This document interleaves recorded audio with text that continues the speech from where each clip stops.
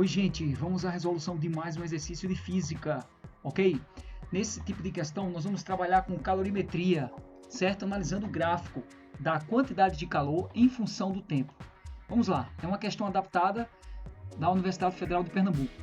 O líquido não volátil, que não evapora, é aquecido e a curva que relaciona a quantidade de calor recebida em função do aumento da temperatura do líquido é mostrada a seguir. Então, o aumento da temperatura do líquido, tá aqui, ó, aumentando. Aqui a temperatura se mantém constante em função da quantidade de calor recebida. Se o líquido tem massa 100 gramas, então massa 100 gramas, e seu calor específico é 0,6 calorias por grama grau Celsius, qual deve ser o valor em graus Celsius da temperatura sinalizada por T bola, ou T0? Bom, vamos colocar os dados primeiro. Quais são os dados do problema? Eu tenho que a massa é 100 gramas e eu tenho que o calor específico é 0,6 calorias por grama grau Celsius. Aqui eu devo perguntar, é necessário fazer a transformação de gramas para quilogramas aqui? Não, porque o calor específico já se encontra em gramas, ó, calorias por grama grau Celsius. Então, as unidades estão batendo. Pode manter do jeito que estão aí. Segunda etapa do problema é a seguinte, veja bem.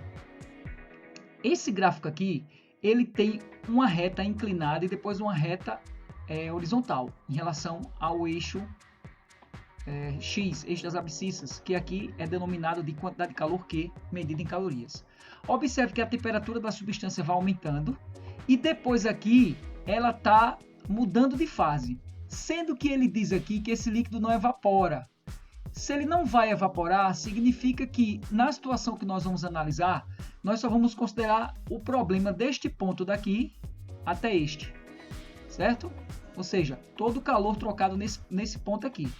Como a quantidade de calor trocada é 1800 nesse ponto e a temperatura varia, então a quantidade de calor que eu tenho é a quantidade de calor sensível, que é dado pelo produto da massa, pelo calor específico, pela variação de temperatura, certo? A quantidade de calor toda que eu tenho é 1800. A massa que eu tenho são 100 gramas. O calor específico 0,6. E a variação de temperatura é a temperatura final menos inicial. Vamos logo achar ΔT, que no final a gente resolve mais rápido. 1800 é igual 100 multiplicado por 0,6 dá 60. ΔT.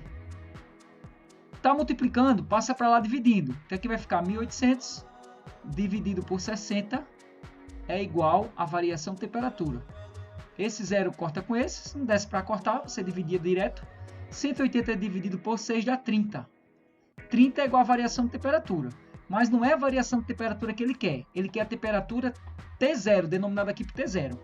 O que é ΔT?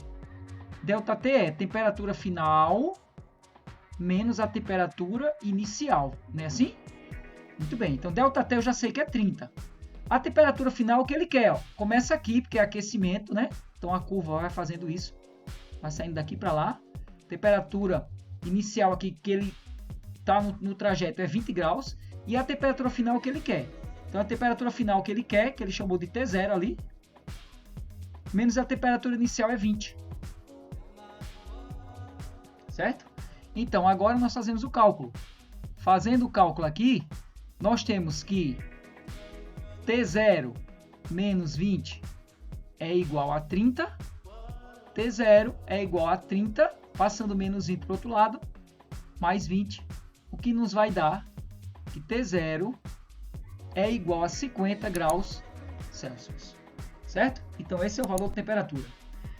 Era isso que eu queria mostrar para vocês. Até a próxima questão. Valeu!